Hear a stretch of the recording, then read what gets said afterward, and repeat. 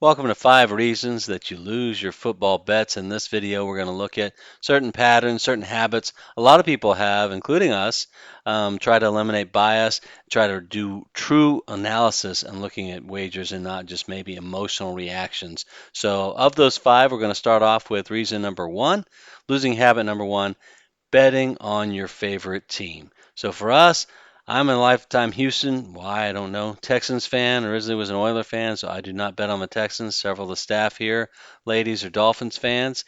I'm sure you've seen the same, but for us, it seems like for every team, there's a group of, let's just call them super fans, that think their team can do no wrong.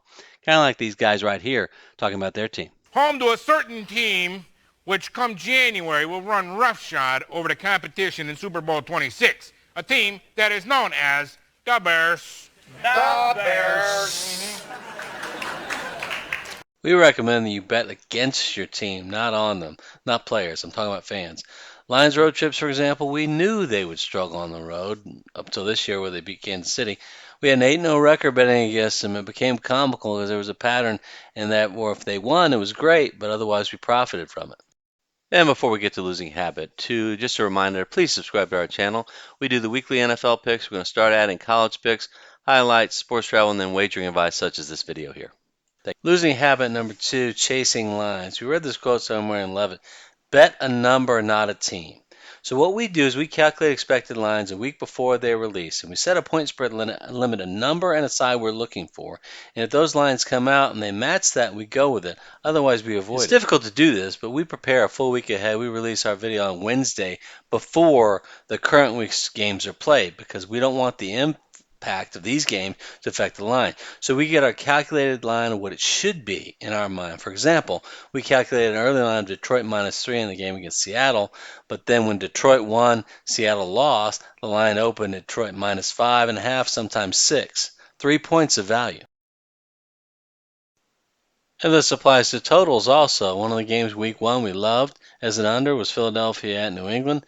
We had a number identified as 47. We got 46.5. Set that one up as the under. Well, the forecast for the weather was bad, which dropped the number all the way down to 43.5. The totals number fell right in the middle. We got the win. The 43.5 did not. With a final score of 25-20. Legendary Super Bowl winning coach Bill Parcells once said, "You are who your record says you are." But for losing habit number 3, focusing on wins and losses is what we want to avoid. We instead want to focus on points scored, points allowed for our initial analysis, and for our second tier analysis, the head to head matchups, yard statistics, looking at rush offense, rush defense, pass defense for both teams to determine what the best advantage is. We ignore wins and losses because it may not be applicable, maybe in the playoffs, but we also want to look to use that as a contrarian indicator. And what we mean by that is maybe a team that has a strong record, but their points scored, points allowed are really close. One team that fit that criteria perfectly last year was the Minnesota Vikings. They were about even on their points scored, points allowed, compared to other teams who had stronger gaps, such as Dallas, and we used that to our advantage and bet on Dallas and won.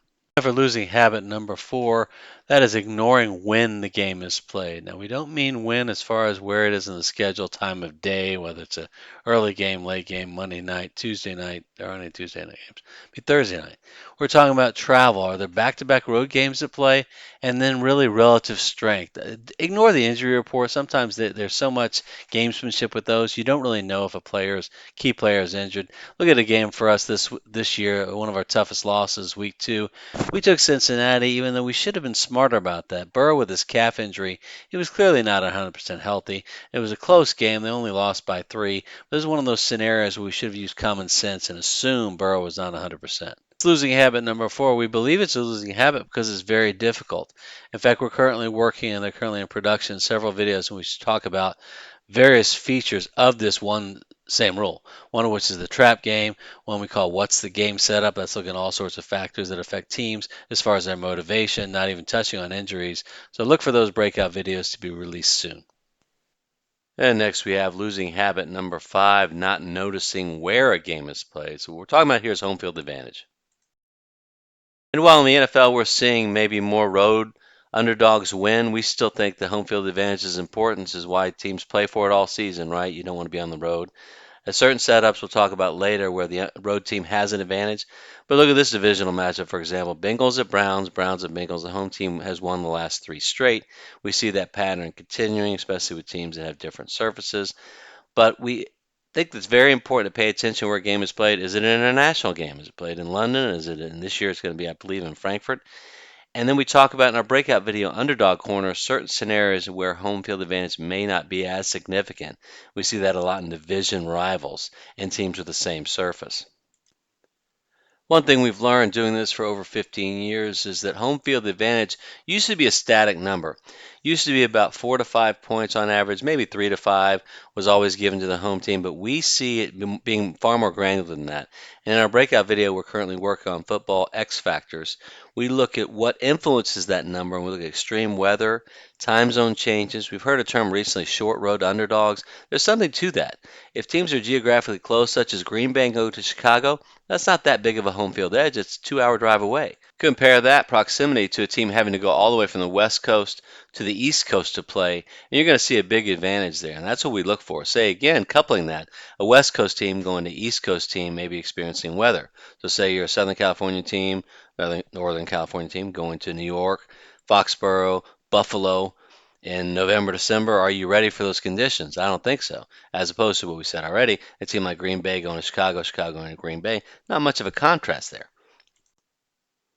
Another factor we discussed in the breakout video is surface differences, and especially when you have a passing team changing surfaces.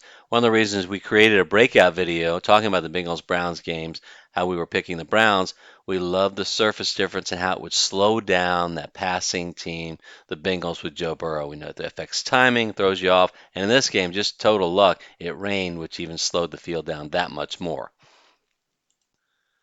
Thanks again for watching, and feel free to hit us up in the comments. Let us know any other losing habits you've experienced and maybe you've had to correct. We'd love to hear your thoughts. That's all for this time. Thank you for joining. Please subscribe to our channel, and we look forward to sharing our future videos with you.